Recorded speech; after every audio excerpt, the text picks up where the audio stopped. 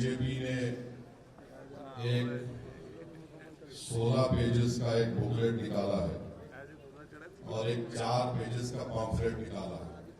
तो मैं कोशिश करूंगा कि इस बुकलेट का और ये 4 पेजेस का हम थोड़ा अच्छी तरीके से हलाल तरीके से पोस्टमार्टम कर सकें। तो इसमें बीजेपी ने उस 16 पेज के बुकलेट में लिखा है कि 70% वक्फ की जाए। तो हम भारत के वजीर आजम से पूछना चाहते हैं, जब आप इस बात का इकरार कर रहे हैं कि 70% वक्फ की जायदाद पर कब्जा हो चुका है, तो आप इन जायदादों पर जो लोग काबिज हैं उनको आप मालिक बना रहे हैं लिमिटेशन एक्ट लगाकर। 70% अगर प्रॉपर्टीज पर जो लोग काबिज हैं लिमिटेशन एक्ट के एप्लीकेशन पर जो अप्लाई हो चुका है, और मुझे यकीन है कि कई रियासतों में उनको म्यूटेशन करवा के उनको मालिक भी बना दिया गया होगा। तो ये कानून नरेंद्र मोदी वक्फ को बचाने के लिए नहीं लाए हैं, काबिज लैंड ग्रैबरों को मालिक बनाने के लिए लाए हैं। दूसरा, उन्होंने कहा पूरे मुस्लिम हासिल है। मैं उनसे पूछना चाहता हूं, जो आपके साथ में मीर जाफर मीर सादक नहीं कह रहे, आपके सामने अबू जहल खड़े हुए हैं और वक्त के फिरौन के साथ खड़े हुए हैं। ये मैं और महबूबा साहब की कमेटी के रुकन थे। कश्मीर से मीरवाइज साहब आए और कन्याकुमारी तक जितने मुस्लिम तंजीमें हैं, चाहे वो जमीयत उलमा हो, जमात इस्लामी हो और बरेलवी तबके के जमीयतुल मशाइख हो, और जितने पुलिस और जेन्यून तंजीमें हैं, वो सब इस बिल की मुखालिफत की। हत्ता के बोहरी जमात के शियाओं ने भी उसकी मुखालिफत की। हम पूछना चाह रहे वजीर आजम से कि आखिर ये कौन से लोग हैं जो आपके इस काले कानून की तायीद कर रहे हैं। भारत के 18-19 करोड़ मुसलमानों ने इस कानून को मुस्तरद किया है। वजीर आजम, हम इस कानून को कबूल नहीं करने वाले हैं। यह काला कानून है जो हमारे आइन के फंडामेंटल राइट्स के खिलाफ है। दूसरा, नरेंद्र मोदी ने अपने उस बुकलेट में लिखा कि मुसलमानों में 31% गुर्बत है। हम वजीर आजम से बोलना चाह रहे हैं कि ये गुर्बत इसलिए है क्योंकि आपकी जहनियत में फिरका परस्ती है, आप नफरत करते हैं मुसलमानों से। नरेंद्र मोदी माशाल्लाह सऊदी अरब गए हैं तो वहां पर मोहम्मद बिन सलमान से या हबीबी बोल के मिलेंगे, और भारत में आकर बोले। अब तीसरा यह है कि एक बीजेपी में बहुत ज्यादा अनमोल रतन है, मुगल बादशाह अकबर के पास, मोदी के पास बहुत से अनमोल रतन है। किसी ने पार्लियामेंट में खड़े होकर कहा कि ये मुस्लिम देश में वक्त नहीं है। हम अपने वजीर आजम से बोल रहे हैं कि जब आपका प्लेन सऊदी एयरफोर्स ने 15 F-15 से आपका इस्तेमाल किया, हम उनका शुक्रिया अदा करते हैं। वो मोहम्मद बिन सलमान से पूछ ले कि क्या मदीने शरीफ में रसूलुल्लाह सल्लल्लाहु अलैहि वसल्लम के रोज़े मुबारक के आगे एक बहुत बड़ी बिल्डिंग है जिसमें लिखा हुआ अंग्रेजी में वक्फ उस्मान बिन अफ़्फ़ान रज़ियल्लाहु ताला। वो पूछ ले, जब सऊदी अरब जा रहे हैं तो गले मिलते वक्त पूछ ले कि हबीबी ये सही है क्या, क्योंकि बोल तो हर इस्लामी मुल्क में, मुस्लिम मुल्क में, चाहे वहां पर जमहूरियत हो या बादशाहत हो, वक्फ का तस्वुर है और रहेगा। तीसरी बात उन्होंने कही कि गुर्बत के ताल्लुक से नरेंद्र मोदी ने मुसलमान अक़लियतों के प्री मैट्रिक स्कॉलरशिप की स्कीम को 9वीं और 10वीं जमात तक महदूद कर दिया। पोस्ट मैट्रिक मेरिट का मीन्स का जो यूनिट कॉस्ट होता है, आपको मालूम, एक अक़लियती बच्चा अगर स्कॉलरशिप के लिए अप्लाई करता है तो माहाना उसको 180 या 200 रुपए मिलते हैं। 2008 से उसमें इजाफा नहीं। फिर मैं बुकलेट का पेज नंबर 7 बोल रहा हूं मीडिया के लिए। उसमें उन्होंने लिखा कि सेक्शन 40 को हमने उड़ा दिया। मैं मोहिबुल्लाह साहब उस कमेटी के मेंबर थे।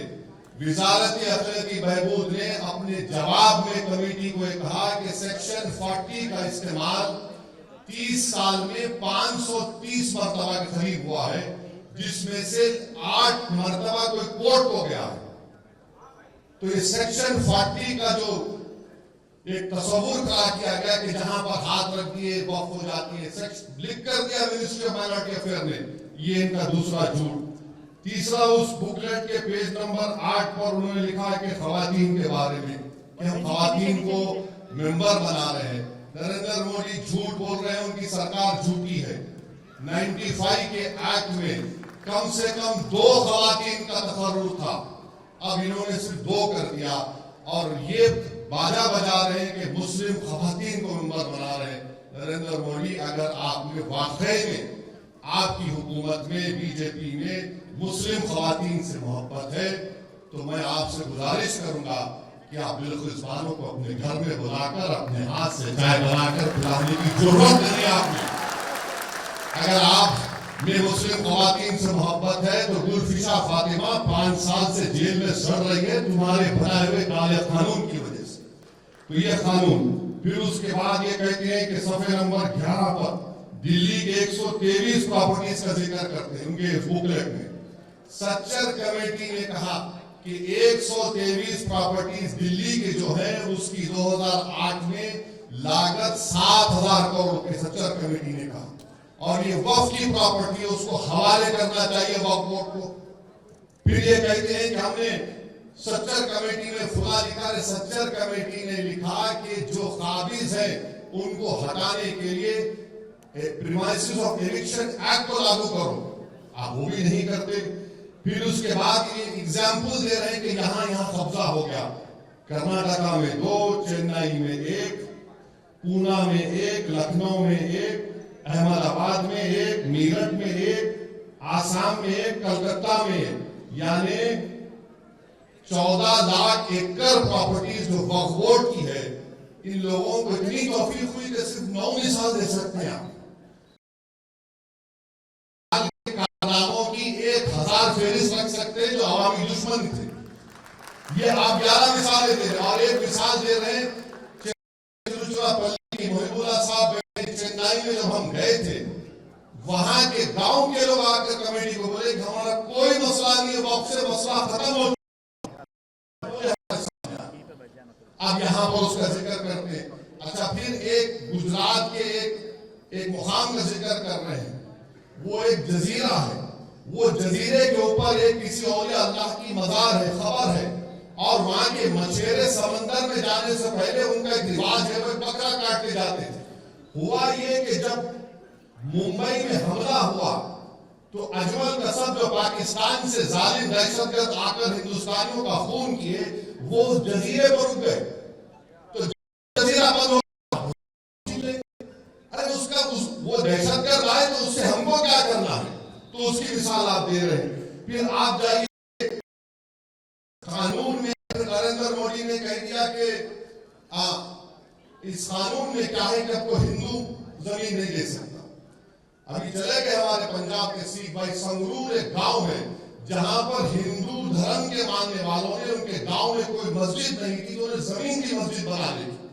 वहीं पर बेंगलुरु में HM बादशाह नामी एक शख्स ने, सुनिए, HM बादशाह नामी शख्स ने अपनी जमीन दी एक मंदिर की मरम्मत के लिए, और मुल्क में कोई झगड़ा नहीं हुआ, कोई फसाद नहीं हुआ। अब ये कानून बनने के बाद बादशाह मंदिर को जमीन दे सकता है, तो हिंदू मस्जिद या कब्रिस्तान की जमीन दे सकता है। इससे मुल्क का इत्तेहाद नरेंद्र मोदी कमजोर कर रहे हैं।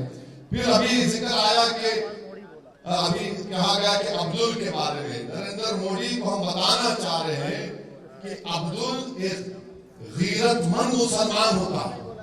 अब्दुल पंक्चर जरूर बनाता है, हलाल की कमाई कमाता है, और अब्दुल ने अपना घर आपके दोस्त की तरह, जिसके जू में जाकर आप जानवरों के सामने फोटो लिए वजीर आजम, जिसके घर में शादी हुई तो आप हाथ पकड़ पकड़ कर खुश होकर चले। अब्दुल किसी यतीम खाने पर अपना घर नहीं बनाया, आपके दोस्त ने बनाया। For exclusive and insightful videos, subscribe to our new channel ABP Live Premium. For exclusive and insightful videos, subscribe to our new channel ABP Live Premium.